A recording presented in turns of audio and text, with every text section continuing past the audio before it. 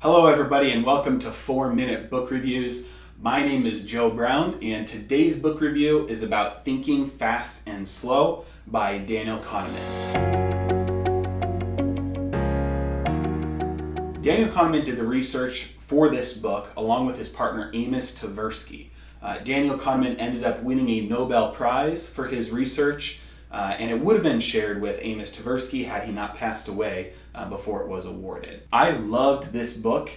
It shed a lot of light on how the brain works and how in fact we are not rational beings. Daniel Kahneman goes over in the book how we actually make decisions, and it is not analytical, it is not logical most of the time, and usually it's based on things called heuristics and biases that we hold in our brain. I would recommend this book to anybody who is interested in learning more about how the brain works.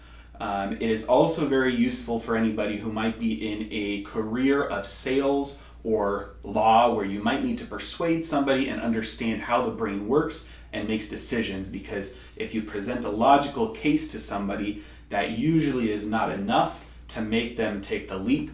You normally have to conquer the heuristics and the biases that somebody holds in their mind and will use in order to make those decisions. The overall story that this book is telling is that people do not make rational choices for most of their day and instead operate out of these heuristics and these biases. There are a few key takeaways and nuggets that I really enjoyed from this book. One of these is that people have a loss aversion that is more powerful than the desire for gain. An example of this is a bet, where you are presented with the odds of either losing $100 or gaining $100. Most people will not take that bet, even if it's a 50-50 opportunity, because the loss is equal to the potential gain. In order for you to take that bet, you would want a potential gain greater than your potential loss. If you average that bet out over the long term and are able to repeat it, the $100 gain would wipe out the $100 loss and you would still come out even. So logically and analytically, due to math and statistics, that is an okay bet to take.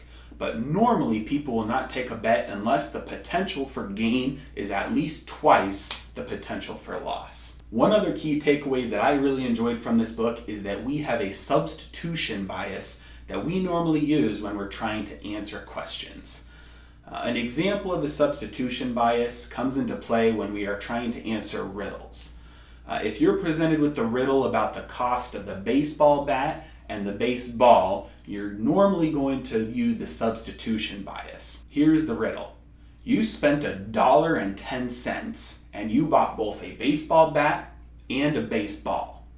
The baseball bat cost $1 more than the baseball. How much did the ball cost? Now the first answer to pop into your head was probably 10 cents. And that's because your brain substituted the question, how much did the ball cost, with the question, what's the difference between $1.10 and $1? Now, as you might have guessed, that's not actually the answer to this riddle. The answer to this riddle is 5 cents. If the ball cost 5 cents and the baseball bat cost $1 more than the ball, that would make the baseball bat cost $1.05, which of course added on to 5 cents equals $1.10. But your brain, before it engages the system that will do the hard work to do the math, will try and substitute an easier question to answer to give your brain just a little bit quicker response time and a little bit easier load. Because as it goes over in the rest of the book, we have two systems at play in our mind. One is going to be your fast system, and it's going to be what makes your decisions throughout the day. The other is your slow system, and it does the logical and analytical work throughout the day, and you don't engage that system very often because it takes a lot of effort and a lot of energy. Overall, I really like this book, and I would recommend it to anybody who's interested in learning more about how the brain works, how you can influence people, and how we make decisions throughout the day. If you're interested in reading this book, I put the link in the description below so you can buy it on Amazon. Thank you and have a great day.